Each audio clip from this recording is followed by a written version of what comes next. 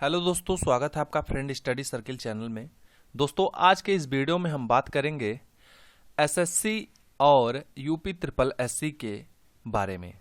बहुत सारे ऐसे स्टूडेंट हैं जो लोग अभी अभी नौकरी की तैयारी के लिए यानी गवर्नमेंट जॉब की तैयारी के लिए कोचिंग संस्थानों से जुड़ रहे हैं, या फिर उनके मन में ऐसे सवाल होते हैं कि एसएससी की तैयारी करेंगे तो यूपी ट्रिपल एससी का भी कवर हो जाएगा। तो दोस्तों, इसी सिलसिले में इस वीडियो में हम चर्चा करेंगे।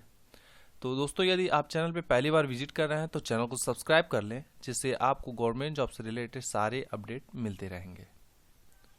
सबसे पहली बात दोस्तों, यदि आप सरकारी जॉब की तैयारी करना चाहते हैं तो आपको मेंटल लेवल पे एकदम प्रिपेयर होना पड़ेगा कि क्या आपके अंदर वो कैपेसिटी है, क्या आपके अंदर पैसेंस है कि आप गवर्नमेंट जॉब में लगे रह सकते हैं, कंटिन्यू तैयारी कर सकते हैं, कंटिन्यू पढ़ाई कर सकते हैं।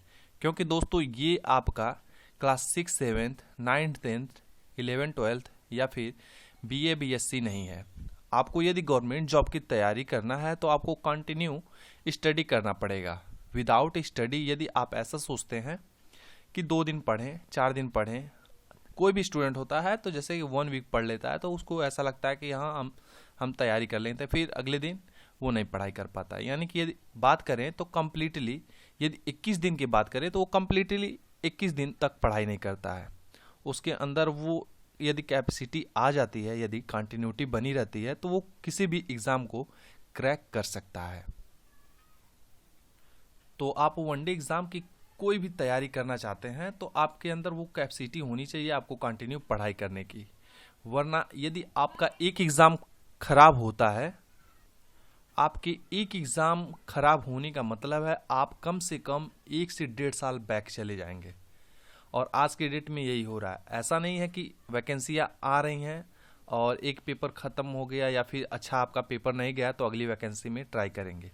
आप यदि पेपर आपका ख़राब हो जाता है तो आप समझ लीजिए 1.5 से 2 साल आप बैक चले जाते हैं। और इसी तरह कई सारे पेपर यदि ख़राब हो जाते हैं तो आपकी एक तरह से एज भी ख़त्म हो जाती है और आपके अंदर पैसेंस भी जो होता है वो भी ख़त्म होने लगता है। दोस्तों, ये बात मैं ग्राउंड लेवल की बात कर रहा हूँ, ऐसा नहीं है कि केवल हवा हवाई कर रहा हूँ। और जो भी स्टूडेंट हैं, जो भी वनडे की तैयारी करते हैं, उनसे आप एक बार राय मशवरा भी ले सकते हैं और उनसे अपनी कैपेसिटी भी चेक कर सकते हैं और किस चीज़ की तैयारी करना आपके लिए सुलभ होगा ये भी आप उनसे पूछ सकते हैं। लेकिन हम इस वीडियो में हम बात करेंगे दोस्तों उत्तर प्रदेश अधीनस्थ सेवा चयन आयोग और आपका एसएससी यानी कि स्टाफ सिलेक्शन कमीशन, कर्मचारी चयन आयोग। इन दोनों के एग्ज़ाम्स जो हैं दोस्तों सेम टू सेम आप नहीं कह सकते हैं। दोस्तों, हम सबसे पहले बात करते हैं यूपी ट्रिपल एससी की। तो जो भी एग्ज़ाम्स होते हैं उसका अलग सिलेबस होता है, उसके पूछने का तरीका जो होता है, क्वेश्चन का तरीका होता है, वो डिफरेंस होता है। बहुत सारे ऐसे स्टूडेंट होते हैं जो सोचते हैं कि एसएससी सीजीएल की तैयारी करेंगे तो उसमें मेरा उत्तर प्रदेश अधीनस्थ चयन आयोग का भी कोर्स कंप्लीट हो जाएगा, यानी कि कवर हो जाएगा। लेकिन ऐसा नहीं होता है।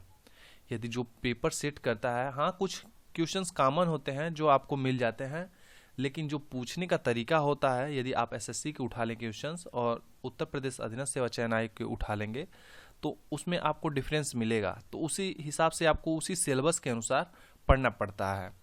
उत्तर प्रदेश अधीनस्थ सेवा चयन आयोग की बात करें तो दोस्तों आपको इसमें जीएस पढ़ना पड़ेगा, आपको मैथ पढ़ना पड़ेगा, रीजनिंग और सामान्य हिंदी। इन चारों पे आपको विशेष फोकस करना पड़ेगा। यदि दोस्तों इसके रीजनिंग में, एसएससी के रीजनिंग में और यूपी ट्रिपल एससी के रीजनिंग में आप देखेंगे तो बहुत सारे डिफरेंट होते हैं। आपको एसएससी की यदि रीजनिंग करेंगे तो लगभग सेम टू सेम वही पेपर में दोहरा देता है। यदि आप सीएचएसएल की तैयारी करते हैं या फिर सीजीएल लेवल की, तो एक बार आप पढ़ लेते हैं तो लगभग आपका कवर हो जाता है। लेकिन वहीं अब अधीनस्थ सेवा चयन आयोग की यदि रीजनिंग पढ़ेंगे तो चैप्टर तो वही रहता है, लेकिन आपके क्वेश्चन का जो तरीका होता है वो आपको थोड़ा डिफरेंस मिल सकते हैं। तो इसी वजह से आप जब भी गवर्नमेंट जॉब की तैयारी करें तो किसी एक सेक्टर को सिलेक्ट करें कि हमें यदि यूपी ट्रिपल एससी का देना है तो विशेष रूप से उसी को दीजिए। ऐसा नहीं है कि आप एसएससी छोड़ दीजिए, मैं ये नहीं कह रहा, लेकिन आप किसी एक चीज़ पे फोकस करेंगे तो सबसे बेहतर होगा। एसएससी की बात करें तो आपको जीएस मिलेगा ही, मैथ मिलेगा ही, रीजनिंग मिलेगा ही, और आपको इंग्लिश मिलेगा, हिंदी की जगह इंग्लिश मिलेगा। लेकिन टाइम ड्यूरेशन जो होता है यूपी ट्रिपल एससी की अपेक्षा एसएससी में आपको बहुत कम समय मिलेंगे। यदि 10+2 की बात करें, यानी कि CHSL या फिर स्टेनोग्राफर या फिर किसी एग्ज़ाम की CHSL की बात करते हैं, तो इसमें आपको 60 मिनट में 100 क्वेश्चंस अटेम्प्ट करने होते हैं और एक क्वेश्चंस 2 नंबर के होते हैं।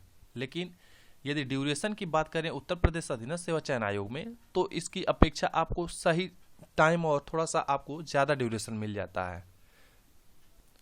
तो जिन स्टूडेंट्स के इंग्लिश वीक हैं वो लोग, मैं उन लोगों को सजेस्ट यही करूँगा कि वो लोग यूपी ट्रिपल एससी का एग्ज़ाम दें या फिर इसी की तैयारी करें।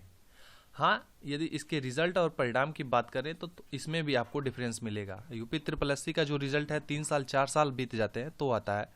एसएससी का भी वही हाल है फिलहाल में, लेकिन थोड़ा सा इसकी अपेक्षा ठीक है। इसके रिजल्ट आपको 1.5 साल में मिल ही जाते हैं। तो इंग्लिश आपका वीक है तो आप यूपी ट्रिपल एससी पे विशेष रूप से ध्यान दे सकते हैं। और यदि आपका हिंदी वीक है और आप मैथ और रीजनिंग, और ये मान लीजिए रीजनिंग और हो गया, मैथ हो गया और जीएस स्ट्रांग है, तो आप एसएससी की तैयारी कर सकते हैं यदि इंग्लिश भी आपका थोड़ा बहुत चल जाता है तो इन दोनों में आपको इंग्लिश और हिंदी अलग अलग देखना पड़ेगा। अब दोस्तों जॉब की बात करें तो ये एसएससी आपका सेंट्रल लेवल का जॉब है और यूपी ट्रिपल एससी जो है आपका स्टेट लेवल का जॉब है। यदि आपका एसएससी में सिलेक्शन होता है तो आपको भारत में कहीं पे भी आपका पोस्टिंग हो सकता है, वहाँ पे आपको जॉब करना पड़ेगा। लेकिन यदि आप यूपी ट्रिपल एससी की सिलेक्ट होते हैं तो आपको अपने स्टेट के अंदर ही पोस्ट का सिलेक्शन होगा। और ऐसा नहीं है कि आप अपने ज़िले में रहेंगे, लेकिन दूसरे डिस्ट्रिक्ट में आपका अलॉटमेंट रहेगा, वहाँ पे आपकी ड्यूटी रहेगी। लेकिन एसएससी में ऐसा नहीं है, आपको भारत के किसी भी कोने में आपकी जॉब लग सकती है। हालांकि ये आपके मार्क्स पे डिपेंड करता है कि आपके मार्क्स कैसे हैं, उसी हिसाब से आपको रैंक वाइज मिल जाता है।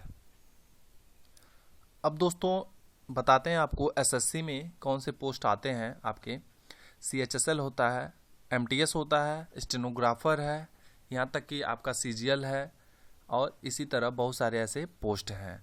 तो आपको यदि MTS भरना है तो आपको केवल हाई स्कूल पास मांगता है प्लस 18 आयु होनी चाहिए, 18 वर्ष कंप्लीट होनी चाहिए। CHSL के लिए आपको 10+2, स्टेनोग्राफर के लिए भी आपको इंटरमीडिएट पास होना चाहिए। और थोड़ा सा इसके सिलेबस में डिफरेंस है, आपको इसमें मैथमेटिक्स नहीं रहता है और इंग्लिश आपका रहेगा, GS रहेगा और रीजनिंग रहता है। CGL का आपका पता होगा कि प्री होता है, मेंस होता है, यानी कि इसके 4 चरण होते हैं। और इसमें यदि आपके बात करें यूपी ट्रिपल एससी में तो इसमें बहुत सारे पोस्ट होते हैं और उस हिसाब से उसकी जॉब प्रोफाइल होती है, सैलरी भी अलग अलग होती है। जैसे जूनियर असिस्टेंट होता है, लोअर पीसीएस भी इसी के थ्रू वैकेंसी को फिलअप किया जाता है, स्टेनो है और इसी तरह और भी सारे पोस्टें हैं। तो यदि आपकी लोअर पीसीएस की बात करें तो जूनियर असिस्टेंट स्टेनो के अपेक्षा ज़्यादा सैलरी होती है और एक आपको अधिकारी रैंक तक की जॉब ये प्रोवाइड कराता है। तो दोस्तों जॉब और पोस्टिंग सैलरी सबकी अपनी अलग अलग होती है और उसी हिसाब से उसके एग्ज़ाम्स होते हैं।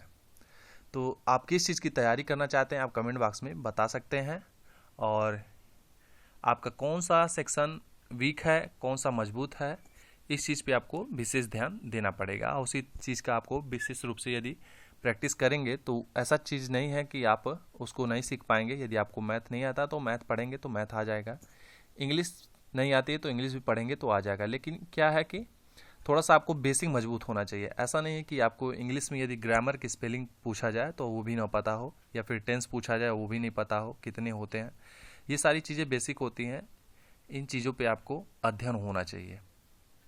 तो दोस्तों आज की वीडियो यहीं पे समाप्त होती है, तब तक के लिए धन्यवाद। कोई सवाल हो तो आप कमेंट बॉक्स में ज़रूर पूछें।